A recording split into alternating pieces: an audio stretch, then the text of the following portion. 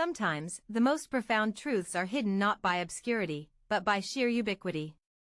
We ignore what's always been there, until someone points out the strings. That's a quote worth pondering, isn't it? Because today, we're not just talking about a vitamin. We're talking about a chemical key, a biological marvel, a molecule so deceptively simple yet so unbelievably powerful, it makes you wonder why its true story isn't screamed from the rooftops. We're diving into ascorbic acid, better known as vitamin C, but not the version they want you to believe. Not the sugar-coated, palatable narrative you've been fed since childhood. No, we're peeling back the layers of a deeper truth, a whisper within the scientific community, a secret held tightly in the annals of pharmaceutical history. Prepare to question everything you thought you knew about this so-called simple nutrient, because what if its real power, its true potential, has been deliberately obscured? What if the oranges, the berries, the peppers, what if they hold a secret far more profound than just a healthy snack? A secret that touches upon our very evolution, our deepest biological controls, and perhaps, the very definition of human potential. They tell you it's an antioxidant. They say it boosts your immune system, helps with collagen formation, speeds up wound healing. And yes, it does all those things. Beautifully, elegantly. These are the easily digestible headlines, the well-rehearsed talking points disseminated through every health article, every school textbook. But that's the surface story, the palatable version for the masses, the one designed to keep you from digging deeper. It's like being shown a single, perfectly polished gem, while the entire mine of untold riches lies hidden beneath your feet. The truth, as it often does, lies much deeper, in the forgotten chapters of our own genetic code, in the subtle mechanisms of cellular control, and in the history of medicine itself. Imagine, for a moment, a time before supplements, before grocery stores, before even agriculture. A time when our ancestors, swinging through trees, faced the same fundamental challenge of survival as any other creature.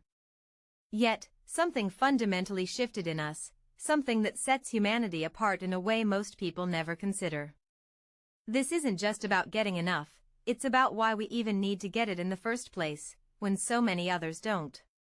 It's about a unique human vulnerability that has been subtly, systemically exploited, perhaps unknowingly, for millennia.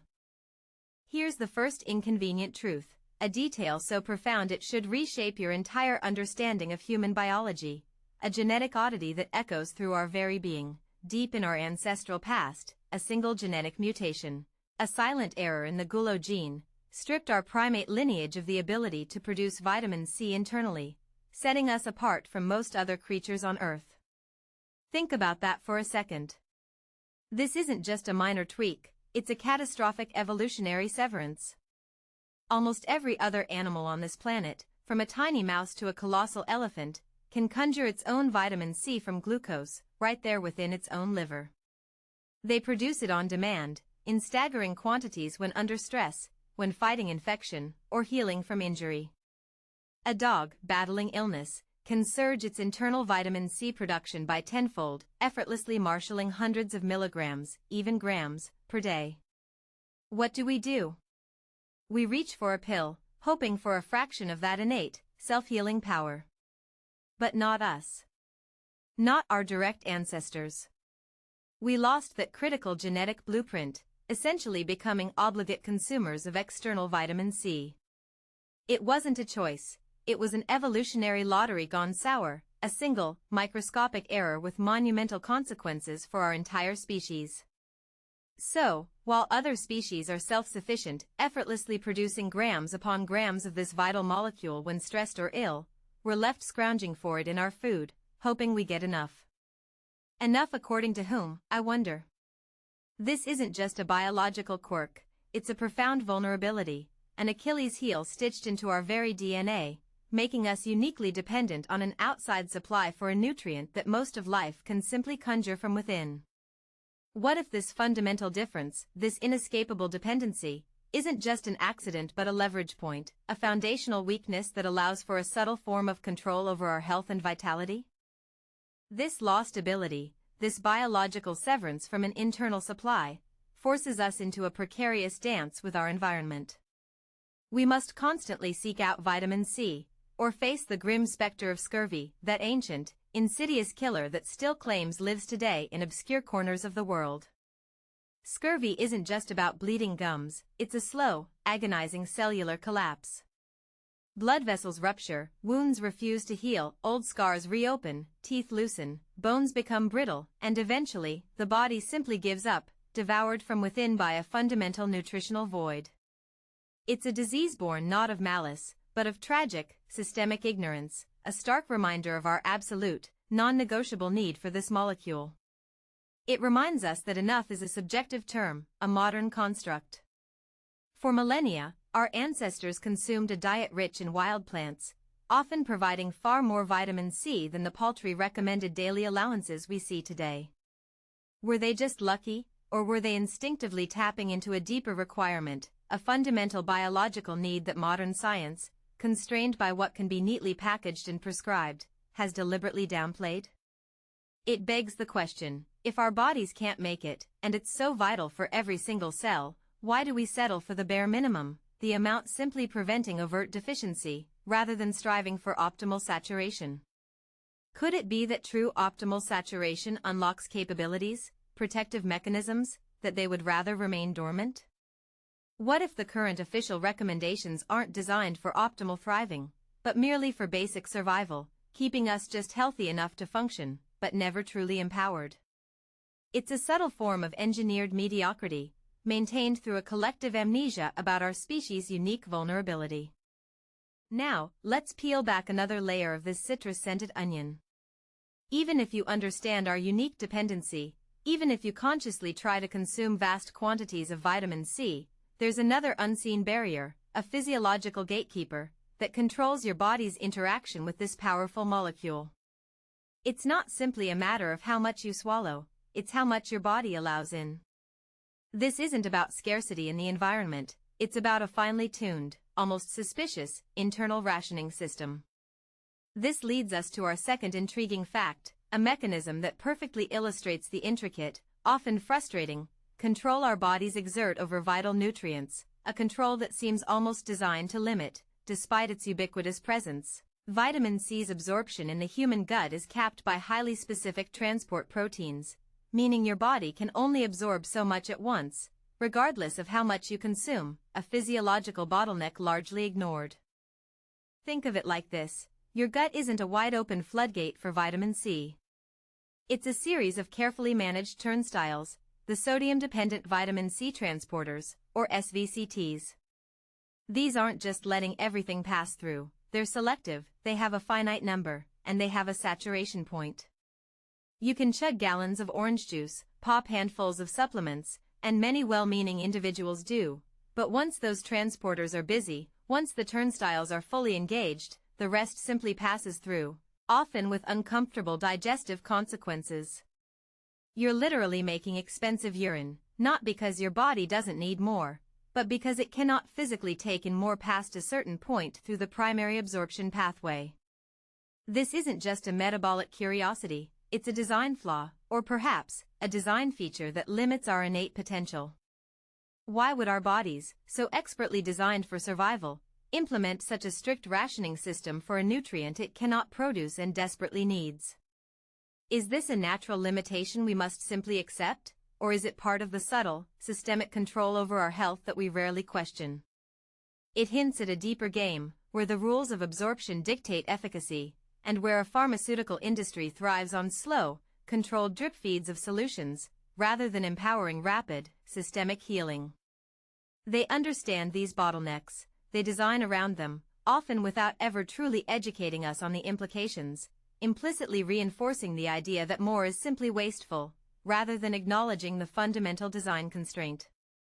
It's a system that benefits from tightly regulated supply, even if the supply is right in front of us.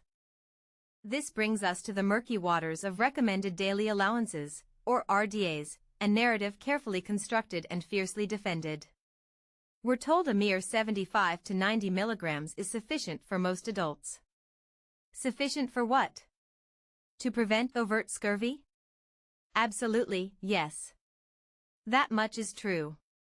But is it sufficient for optimal immune function, for robust collagen repair, for mitigating the relentless oxidative stress of modern life, for truly thriving? The answer, whispered in the corridors of independent research, is a resounding, unequivocal no.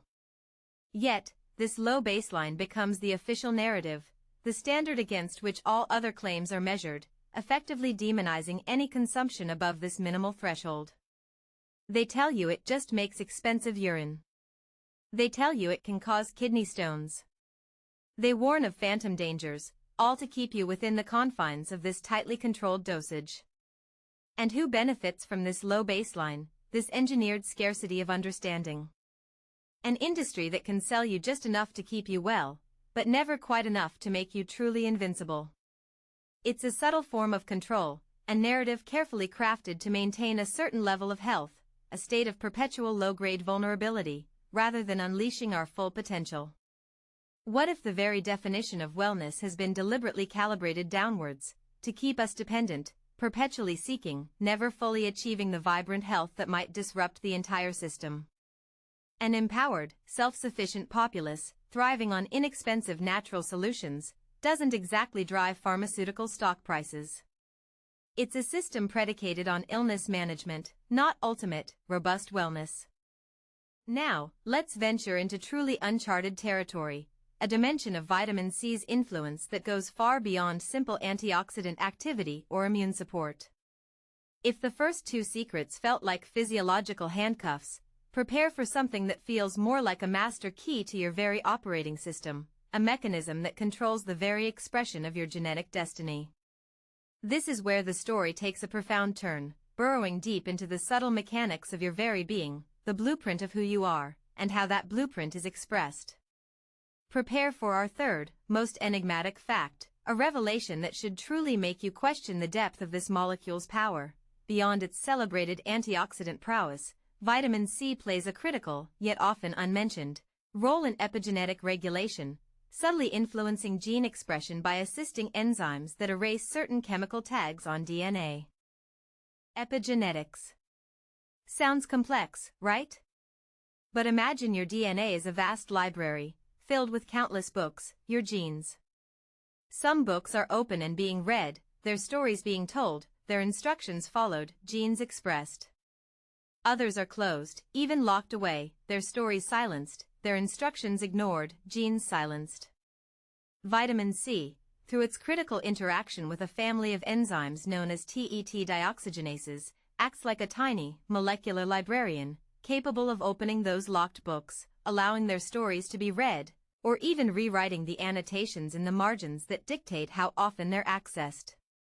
It's not changing the words in the book, your fundamental DNA sequence, it's changing how and when those words are read, effectively turning genes on or off, upregulating or downregulating their activity. This means vitamin C isn't just a nutrient, it's a silent conductor of your genetic orchestra, subtly influencing everything from cellular differentiation and development to your immune response, your body's aging processes, and even your predisposition to certain diseases. It has the power to switch on protective genes, or switch off harmful ones, without altering the fundamental code itself. This is profound. This is power. This is a level of biological control that should have us all sitting up and asking, if a readily available, inexpensive molecule holds such sway over our genetic expression, why isn't this information front and center? Why isn't every medical student, every health practitioner, every single person, aware of this incredible, silent capability? It suggests that vitamin C isn't just a guardian against illness, it's an architect's pen, drawing the lines of your future health, influencing the very quality of your existence at the most fundamental level. Could it be that this deep, almost spiritual, connection to our genetic potential is the real secret they're keeping from us? The ability to influence our epigenetics, to fine-tune our very cellular existence, isn't just about preventing scurvy, it's about optimizing human performance, resilience, and longevity in ways that fundamentally disrupt conventional medical models. Think about the implications. If a readily available, inexpensive molecule can subtly reprogram our cellular destiny, can enhance our natural defenses, can optimize our very genetic expression, what does that mean for the multi-billion-dollar industries built on managing symptoms, on patented drugs, on lifelong dependencies. The medical establishment, often driven by profit and entrenched paradigms, has a vested interest in maintaining the status quo. The idea of true, accessible cellular optimization, driven by a simple vitamin, challenges the very foundations of that system. You can't patent an orange. You can't patent the fundamental chemical structure of ascorbic acid. There's no immense profit margin in promoting something so ubiquitous and natural.